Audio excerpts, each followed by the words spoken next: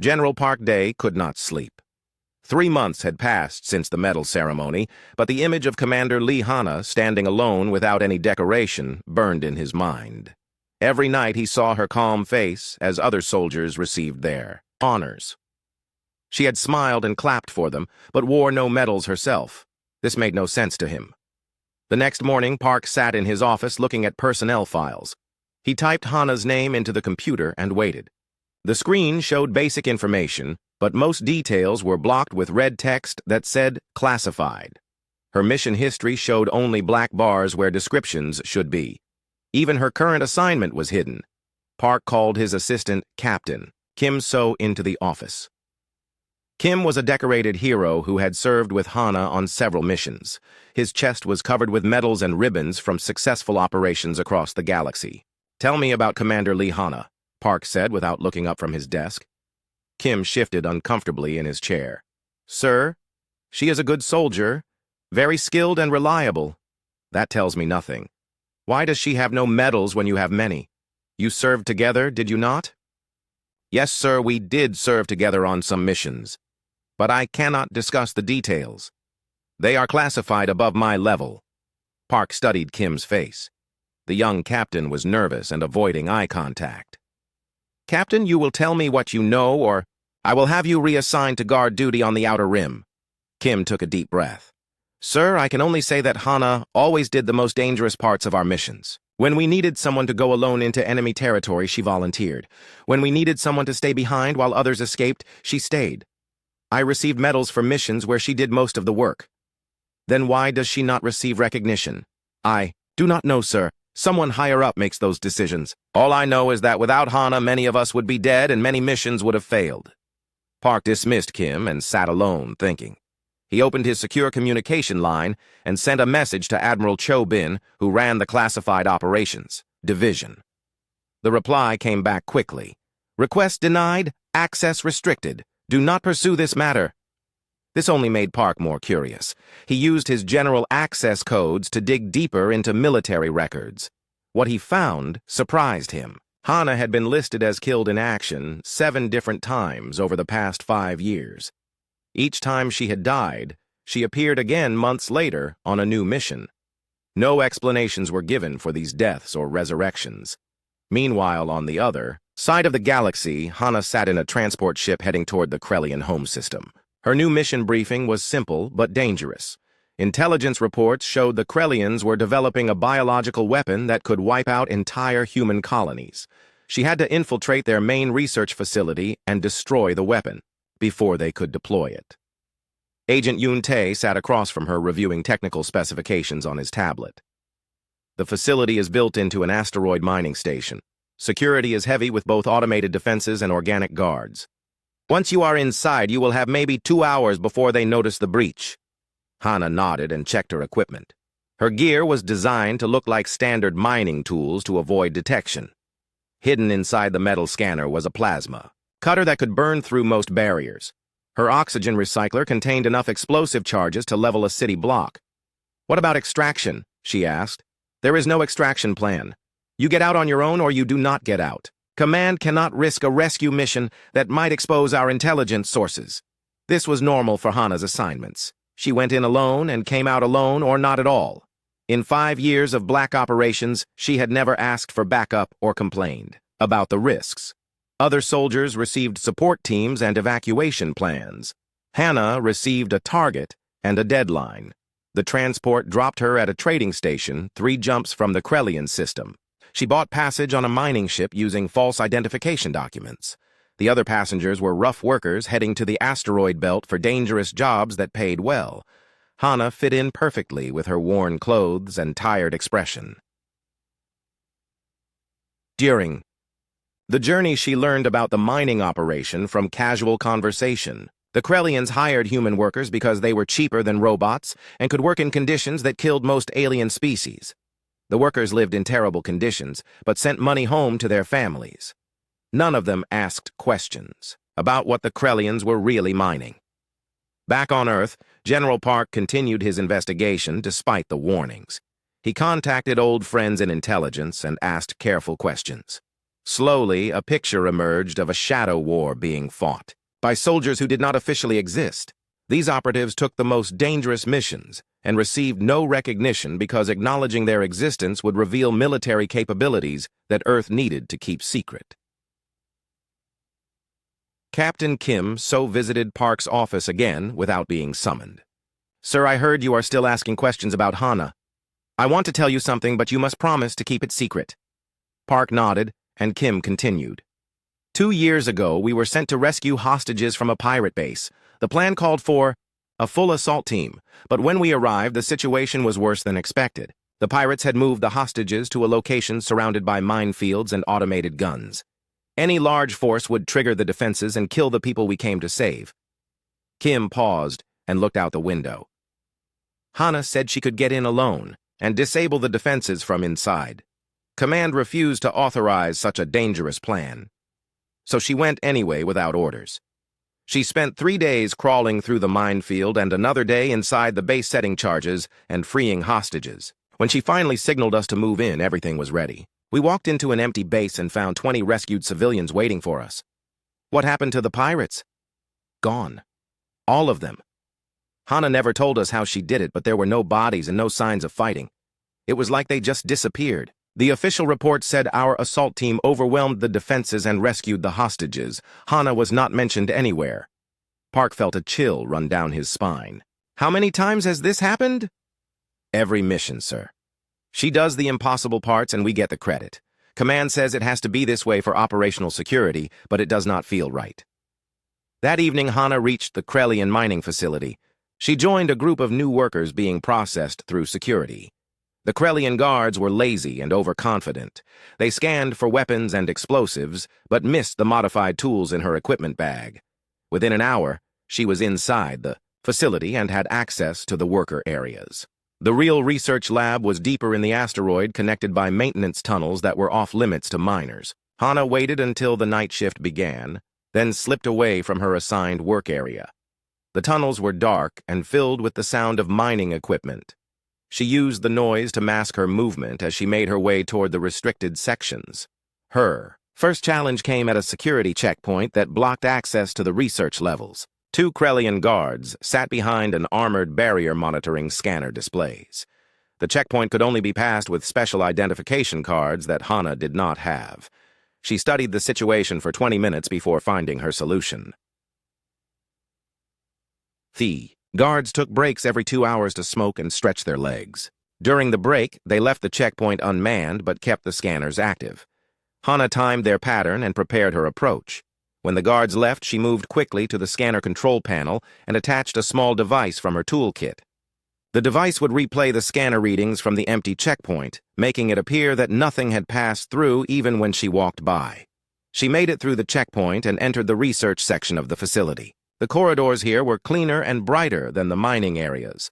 Scientists and technicians moved between laboratories working on projects that could change the balance of power in the galaxy. Hana needed to find the biological weapons lab, and she had less than 90 minutes before the guards returned from their break. Hana moved through the research corridors like a shadow.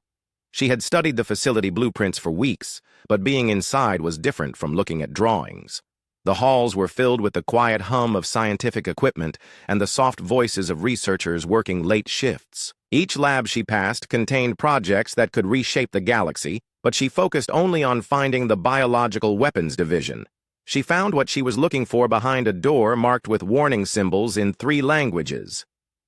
Through the small window, she could see scientists in protective suits working with sealed containers. This was definitely the bioweapons lab, but getting inside would be much harder than reaching it. The door required both a keycard and biometric scan to open. Hana waited in a maintenance alcove and watched the lab for 30 minutes. She counted 4 scientists inside and noted their movement patterns. Every 20 minutes, one of them left to check readings on equipment in an adjacent room. During these checks, the remaining scientists were too focused on their work to watch the door carefully. When the next scientist left for equipment checks, Hana moved quickly. She had modified her mining scanner to emit a focused electromagnetic pulse. One quick burst directed at the door controls, and the electronic locks failed. The door opened silently, and she slipped inside before the magnetic seals could reactivate. The three scientists working inside never looked up from their microscopes and sample containers. Hana moved along the wall, staying in their blind spots. The lab was larger than it appeared from outside, with multiple workstations and storage areas. Along one wall stood a series of sealed chambers containing what looked like biological samples in various stages of development. She found the main computer terminal and connected a data extraction device from her toolkit. While the device copied files, she examined the biological samples more closely. What she saw made her blood run cold. These were not just weapons designed to kill humans. The samples were engineered to target genetic markers found in all Earth origin, life forms including plants and animals. The Krellians were not planning to simply defeat human military forces. They intended to sterilize every world humans had colonized, removing all traces of Earth biology and making the planets ready for Krellian settlement.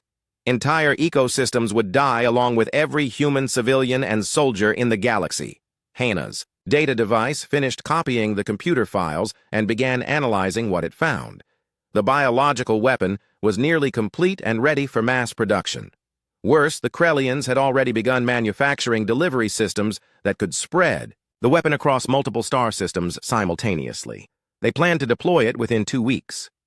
She heard footsteps in the corridor outside. The scientist who had left was returning from equipment checks. Hana had to move fast before the door security system reset itself. She pulled explosive charges from her equipment and began placing them around the lab. The charges were small, but powerful enough to destroy all the biological samples and research data. The returning scientist reached the door just as Hana finished setting the last charge. She pressed herself against the wall behind a storage cabinet as the door opened, and the scientist walked back to his workstation. The other 3 researchers looked up briefly, then returned to their microscopes. Hana had 2 choices. She could trigger the explosives immediately and certainly destroy the bioweapon, but the explosion would kill the 4 scientists who were just doing their jobs. Or she could wait for them to leave naturally, but risk being discovered before she could complete the mission. She decided to wait. These scientists might be working on terrible weapons, but they were not soldiers and did not deserve to die. Hanaya settled behind the storage cabinet and watched for an opportunity to clear the lab peacefully. Meanwhile, on Earth, General Park Day finally received permission to meet with Admiral Cho Bin.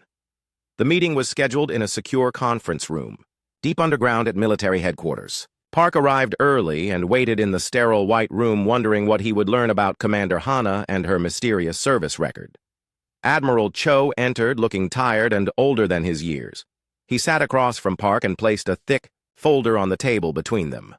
General, you have been asking questions about classified operations. Before I answer them, you need to understand what you are really asking. Park leaned forward. I simply want to know why our best soldiers receive no recognition while lesser performers get medals and promotions.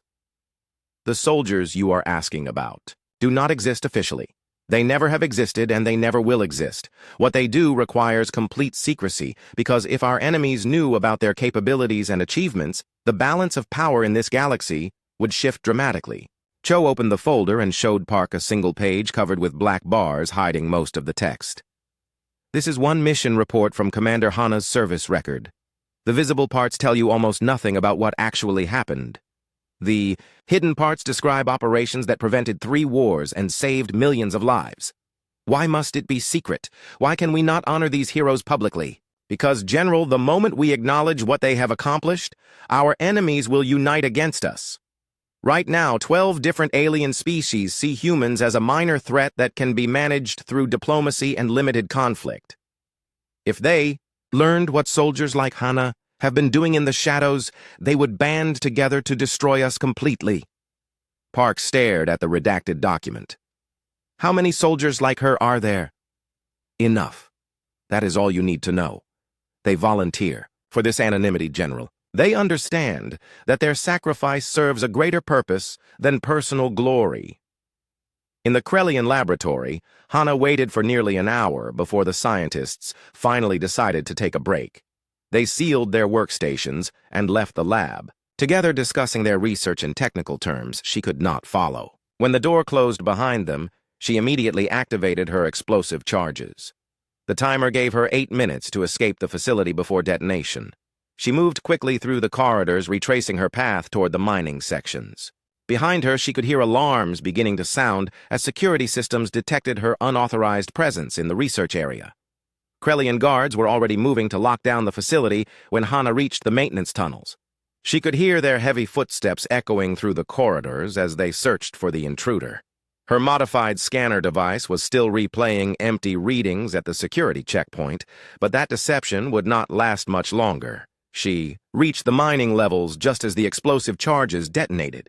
The blast shook the entire asteroid, and emergency lights began flashing throughout the facility. In the chaos of evacuation alarms and panicking workers, Hana blended back into the crowd of miners heading for escape pods.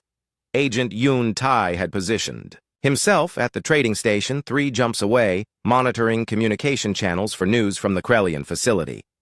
When he intercepted reports of an industrial accident that destroyed the research laboratories, he knew Hana had succeeded. But he also heard security broadcasts describing a manhunt for saboteurs, which meant she was not safe yet. The mining ship that brought Hana to the facility had already departed on schedule. She would have to find another way off the asteroid, and out of Krellian space before security forces identified her. The worker evacuation pods were being directed to a nearby station where everyone would be questioned and processed. Hana made a different choice. Instead of joining the evacuation, she slipped away from the worker groups and made her way to the facility's cargo bay. Automated freight ships arrived and departed on fixed schedules, carrying processed materials to other parts of the Krellian Empire. These ships had minimal security and no crew to ask uncomfortable questions. She found a cargo container scheduled for shipment to a neutral trading hub 2 systems away. The container held refined metals and had enough empty space for a person to hide during the journey. Hana sealed herself inside just as the freight ship completed loading and prepared for departure. The trip in the cargo container was uncomfortable, but gave her time to review the data she had stolen from the laboratory. Computers. The biological weapon project was more advanced than Earth intelligence had suspected. Even though she had destroyed the main research facility, the Krellians had backup laboratories and production sites scattered across their territory. More disturbing was evidence that the Krellians were not working alone. The data files mentioned cooperation with other alien species and shared research that suggested a coordinated effort to eliminate human presence from the galaxy. This was not just one enemy developing weapons, but an organized coalition planning genocide. When the freight ship reached its destination, Hana emerged from the cargo container and made her way through the trading station. She sent an encrypted message to Agent Yoon Tae confirming mission success and requesting extraction. His reply was brief. Extraction impossible. Enemy activity too high. Find your own way home. This was also normal for her missions. Hana never expected rescue or support when operations went wrong. She bought passage on a merchant vessel heading toward human space using the last of her emergency funds. The trip would take 6 days, during which she could not communicate with Earth or request assistance. The merchant vessel carrying Hana reached human space after 6 tense days of travel. During the journey, she had monitored radio communications and learned disturbing news. 3 human colonies had reported mysterious equipment failures that destroyed their defensive satellites. 2 trade routes had been declared unsafe due to increased pirate activity. These events seemed random, but Hana recognized the pattern of coordinated preparation for war. She disembarked at a frontier trading post and immediately sought secure communication access. The intelligence data from the Krellian facility needed to reach Earth Command as quickly as possible. But when she tried to access military communication networks, she discovered they were operating under strict security protocols that blocked her access codes. Something had changed while she was gone. Either Earth suspected enemy infiltration of their communication systems, or they had already discovered the threat she was trying to report. Either way, she was cut off from her handlers and would have to find another way to deliver critical intelligence about the alien coalition. On Earth, General Park Day had spent 3 weeks learning about the Shadow War from Admiral Cho Bin. Each briefing revealed more soldiers like Commander Hana who operated without recognition or support. These operatives had prevented conflicts that could have destroyed human civilization, but their achievements remained locked in classified files that few people would ever read. How many wars have they stopped? Park asked during their latest meeting. Admiral Cho pulled out a different folder, thick, with documents. In the past 5 years, our shadow operatives have prevented the Vaxek Empire from seizing the Centauri trade routes. They stopped the Kellian Republic from developing quantum weapons that could destroy entire star systems. They prevented 3 different attempts to assassinate the Earth president during diplomatic missions. They have rescued hostages freed, prisoners, and gathered intelligence that saved millions of lives. Park studied the heavily redacted mission reports. And none of this can ever be made public? The moment we acknowledge these operations, our enemies will realize that humanity poses a much greater threat than they previously understood. Right now, they see us as a minor power that can be controlled through negotiation and limited conflict. If they knew what we were really capable of, they would unite to destroy us immediately. But these soldiers deserve recognition. They sacrifice everything for humanity and receive nothing in return. Admiral Cho leaned back in his chair, looking exhausted. General, they understand the cost of their service. Every operative volunteers, knowing they will never receive medals or promotions or public acknowledgement. They do this work because someone must and because they believe in protecting humanity's future. That same evening, Dr. Xin Yu arrived at military headquarters for her scheduled meeting with Admiral Cho. As the military's chief psychologist, she was responsible for evaluating the mental health of soldiers in high-stress positions. Her current assignment was assessing the psychological impact of classified operations on shadow operatives. How are they handling the isolation? Admiral Cho asked after she settled into her chair. Better than expected, but worse than I hoped. The complete lack of recognition creates unique psychological pressure. These soldiers watch their colleagues receive honors for missions where they did most of the dangerous work. Over time, this can lead to feelings of disconnection and questions about their own worth. What about Commander Hana specifically?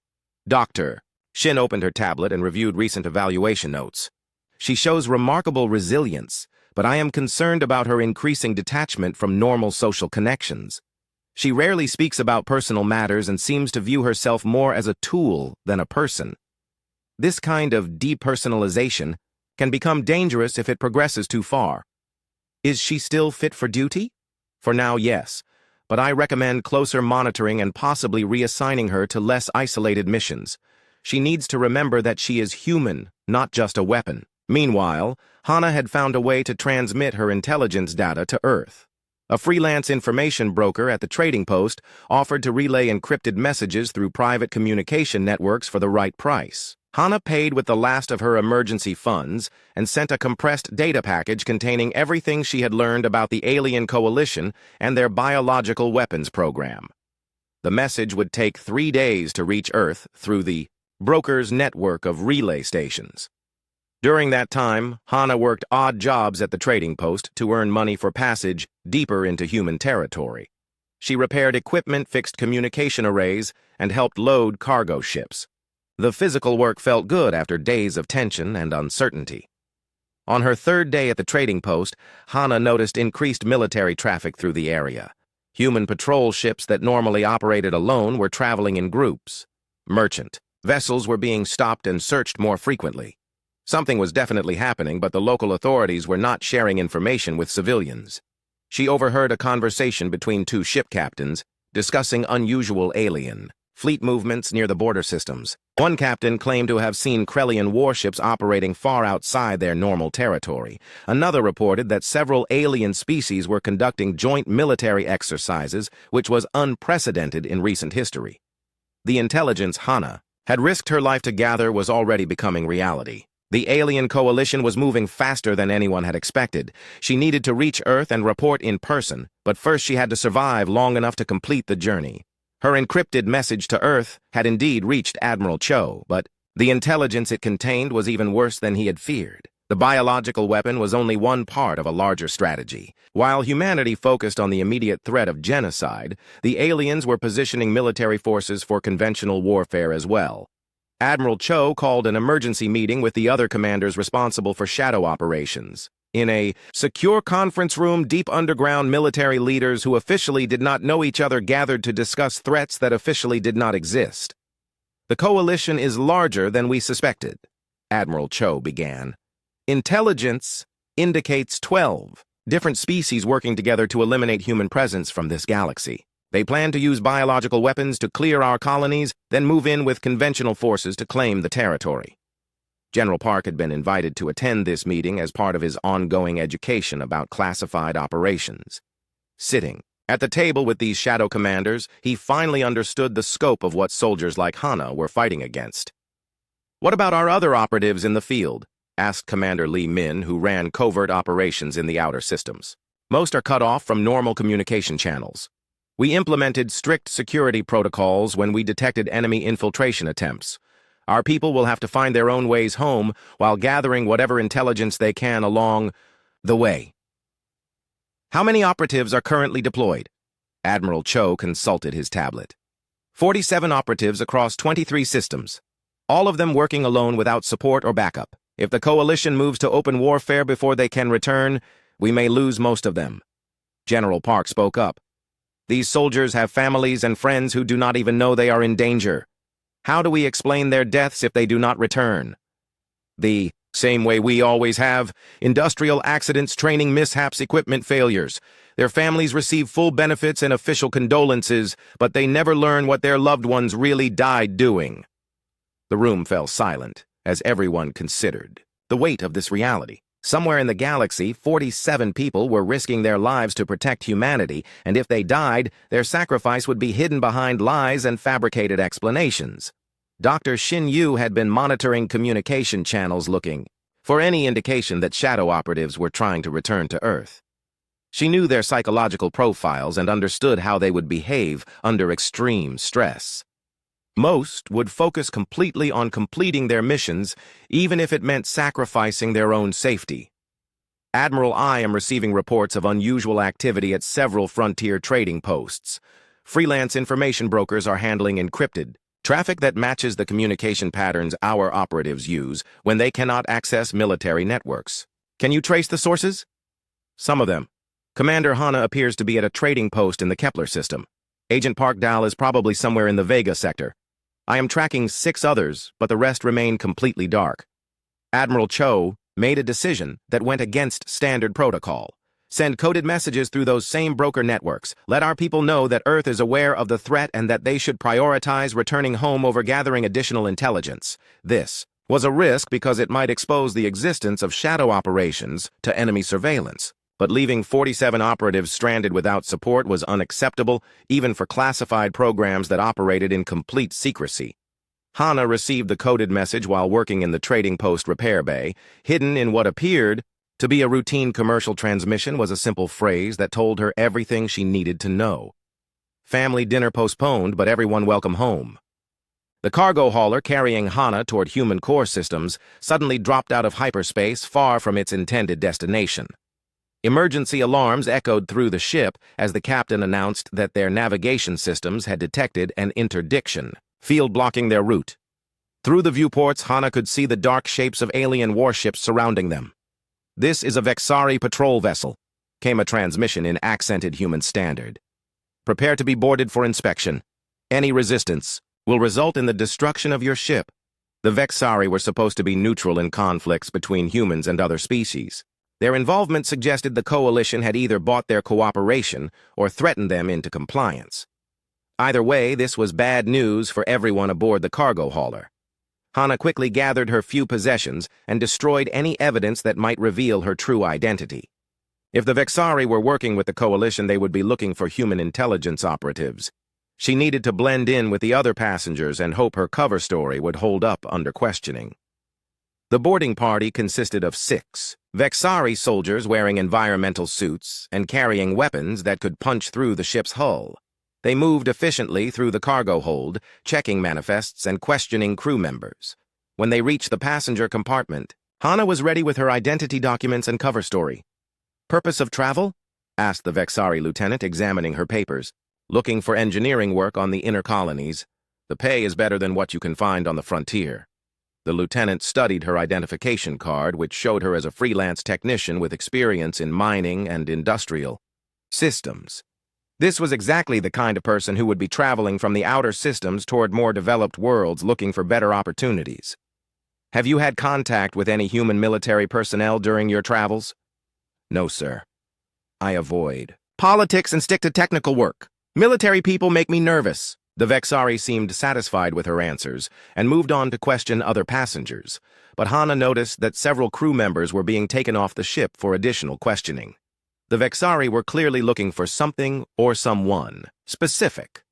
After 2 hours, the boarding party completed their inspection and allowed the cargo hauler to continue its journey. But their destination had been changed. Instead of proceeding to the inner systems, they were being escorted to a Vexari station for what was described as routine processing and documentation. On Earth, the emergency command meeting was still in session as reports arrived of alien fleet movements throughout human space. The Coalition was implementing their plan faster than anyone had anticipated. Border systems were being isolated by interdiction fields, while alien forces moved into position around human colonies. How long before they are ready to deploy the biological weapon? General Park asked. Admiral Cho checked the latest intelligence reports. Based on Commander Hana's data, we estimate they need another week to complete production and distribution. But they are already positioning delivery systems near our major population centers. What about our shadow operatives who are still in the field? We have confirmed contact with 12 of them. The others are either dead captured or cut off from communication. We have to assume most of them will not make it home. Dr. Xin Yu spoke up from her position at the conference table. Admiral, I have been analyzing the psychological profiles of our missing operatives. Many of them will attempt extremely dangerous actions if they believe it will help protect humanity. We may see solo attacks on coalition forces or suicide missions against high-value targets. That could expose our entire shadow program. Yes, but it could also disrupt the coalition's timeline and give us more time to prepare defenses. Our operatives understand the strategic value of their sacrifice. General Park found this discussion disturbing. These commanders were talking about the deaths of 47 highly trained soldiers as if they were acceptable losses in some larger game. But he was beginning to understand that this was how shadow warfare worked. People died in silence, and their deaths were calculated into strategic plans that the public would never know about. The Vexari station turned out to be a processing center where hundreds of human travelers were being held for questioning and documentation. Hana was assigned to a dormitory with 20 other passengers from various ships that had been intercepted over the past few days. The conditions were not terrible, but everyone was clearly being detained against their will.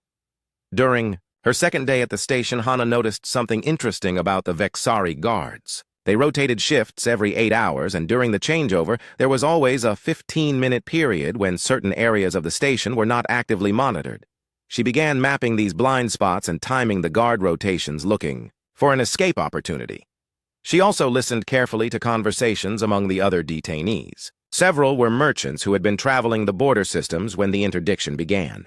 They reported seeing massive alien fleets gathering in systems that had previously been empty space. The coalition was definitely preparing for a major offensive. One merchant claimed to have witnessed the destruction of a human patrol ship by Krellian forces. Another described seeing alien troops landing on mining stations and forcing human workers into detention camps. These were acts of war, but there had been no official declarations or diplomatic warnings. On the third day, Hana overheard 2 Vexari officers discussing their orders. They were supposed to hold all human travelers until further notice while their superiors decided what to do with them. Some would be released, but others deemed potentially dangerous would be transferred to more secure facilities. That evening, during the guard shift change, Hana made her move. She had identified a maintenance access panel that led to the station's environmental systems. During the 15-minute gap in surveillance, she slipped out of the dormitory and into the maintenance tunnels. The tunnels were cramped and filled with pipes and cables, but they connected to every section of the station. Hana had studied the layout during her detention and knew exactly where she needed to go. The docking bay contained several small ships that might be suitable for escape if she could reach them without triggering security alarms. She emerged from the maintenance tunnels near the docking bay and waited for another guard rotation. When the area was clear, she moved quickly to examine the available ships.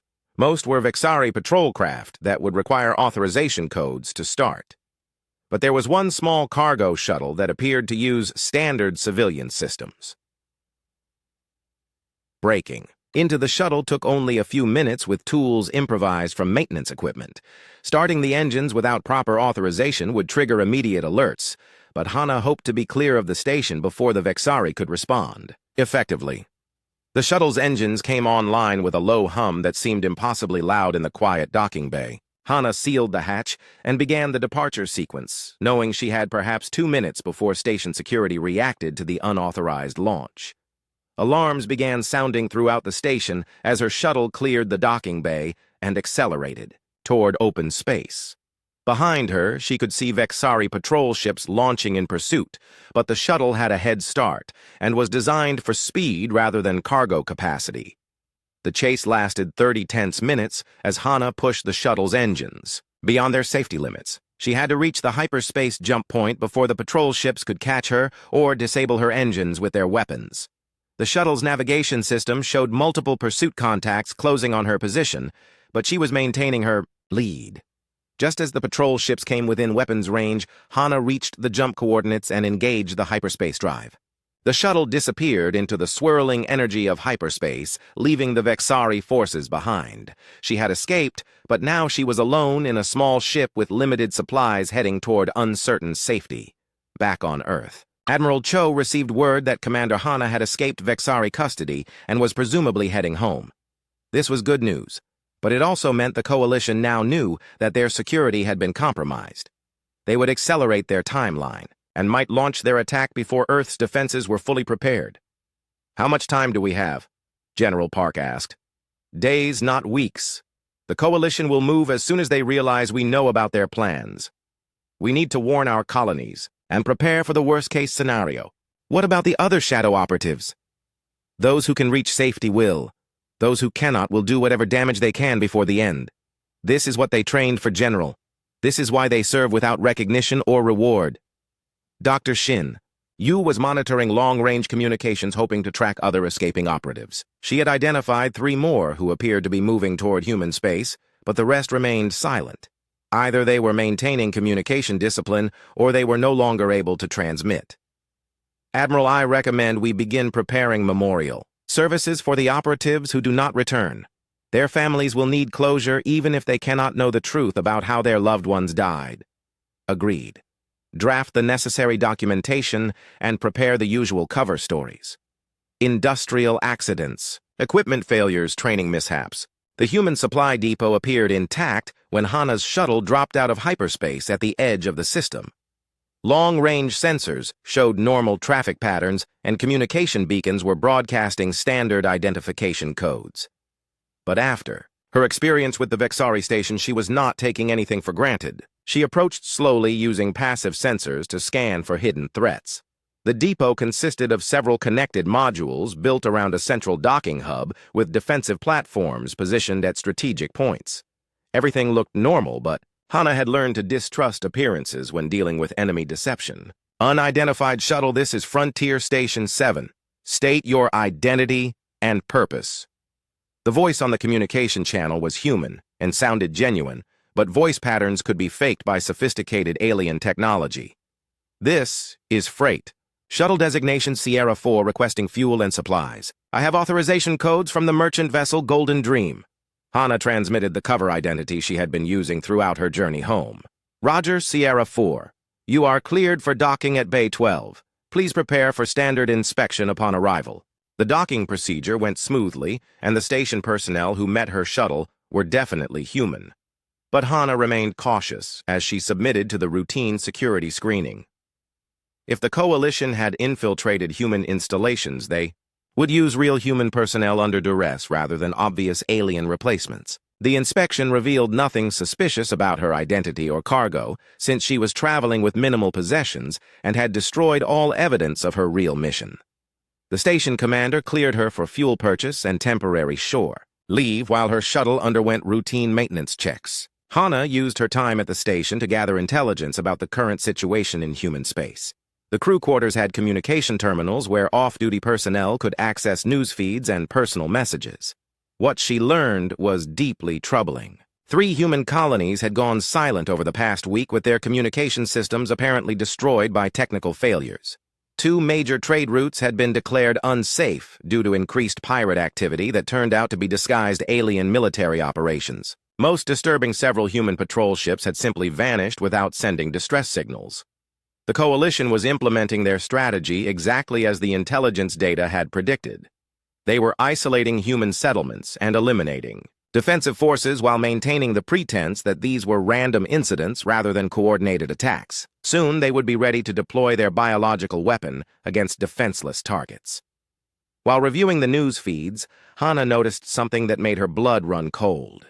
A report about the industrial accident at the Krellian mining facility mentioned that investigators had found evidence of sabotage. The Coalition knew their biological weapons program had been compromised, and they were actively hunting for the people responsible.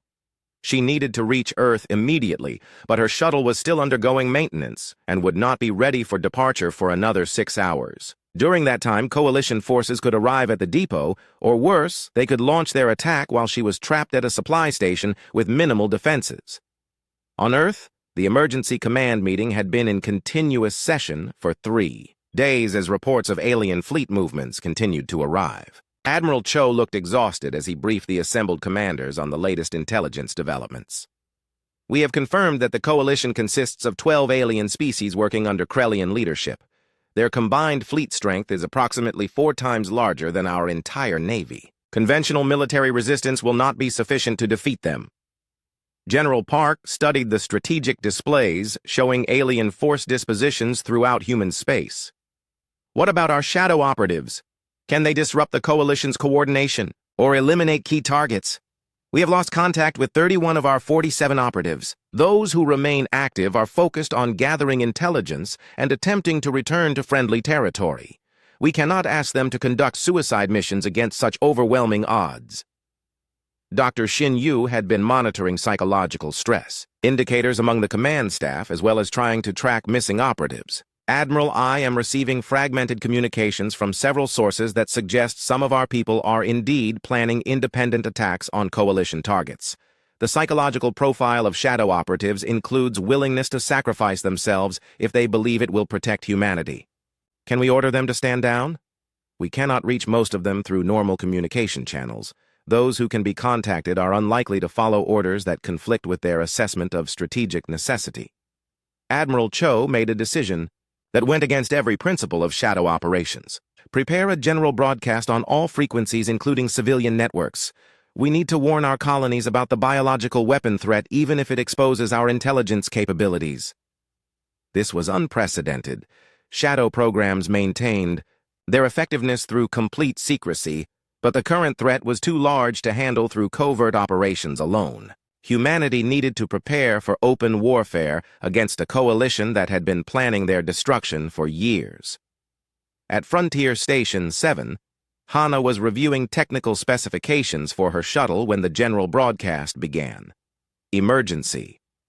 Transmissions from Earth Command were interrupting regular programming on all communication channels with warnings about imminent biological attacks on human colonies. The broadcast revealed more classified information than had ever been released to the public. It described the alien coalition, their biological weapons program, and the intelligence gathered by unnamed operatives who had risked their lives to uncover the threat. For the first time in 5 years of shadow operations, Hana heard official acknowledgement of what she and her colleagues had been doing. All civilian populations in border systems should immediately implement biological containment protocols. The broadcast continued. Military forces are authorized to engage alien vessels on sight. This is not a drill. Humanity is under coordinated attack by hostile forces seeking our complete extinction. The station commander activated full military alert status and began preparing defensive measures. But Frontier Station 7 was a supply depot, not a fortress, and would not survive if coalition forces decided to attack it directly. The best strategy was to evacuate all personnel and deny the enemy access to strategic supplies. All civilian vessels are ordered to depart immediately for the inner systems, announced the station commander. Military personnel will remain to implement denial protocols and delay enemy advance as long as possible. Hana's shuttle was declared ready for departure ahead of schedule as maintenance teams worked frantically to clear the docking bays. She lifted off with 12 other civilian ships in an improvised convoy heading toward Earth. Behind them, the station crew was already beginning to plant explosive charges that would destroy the depot rather than let it fall into enemy hands. The convoy had been traveling for 6 hours when their escorts detected incoming alien forces. Long-range sensors showed a massive fleet of coalition warships approaching the depot they had just evacuated. The timing had been uncomfortably close, but they had escaped before the trap could close. "All civilian vessels continue on course for Earth," transmitted the convoy commander. "Military escorts will engage the enemy and buy you time to reach safety. Do not deviate from your flight plan under any circumstances." Hana watched through her shuttle's rear sensors as the human patrol ships turned back toward the enemy fleet. They were outnumbered 10-1, but followed their orders without hesitation. She knew she would never see those ships again, but their sacrifice would give the civilian convoy a chance to reach home. The final approach to Earth took 2 more days, during which Hana monitored military communications and learned about the full scope of the coalition attack. Biological weapons had been deployed against 6 human colonies with devastating results. Conventional alien fleets were engaged in battles throughout human space. The war that shadow operatives had been trying to prevent was now a terrible reality. When her shuttle finally docked at Earth Orbital Station, Hana was met by military intelligence officers who had been waiting for her arrival. They escorted her directly to the underground command center, where Admiral Cho and his staff were coordinating humanity's desperate defense. "Commander, your intelligence about the biological weapon saved millions of lives," Admiral Cho told her during their brief reunion. "The colonies that received advance warning were able to implement containment protocols that reduced casualties by 80%. What about the other operatives?" 14 made it home. The rest are missing and presumed dead. But their sacrifices disrupted coalition coordination and gave us time to prepare defenses we would not have had otherwise. General Park was present at this debriefing and finally understood the true cost of the Shadow War. 33 highly trained operatives had died to gather intelligence and conduct sabotage operations that made human survival possible. Their names would never appear on any memorial, but their actions had saved their species. "Admiral, I want to propose something," General Park said.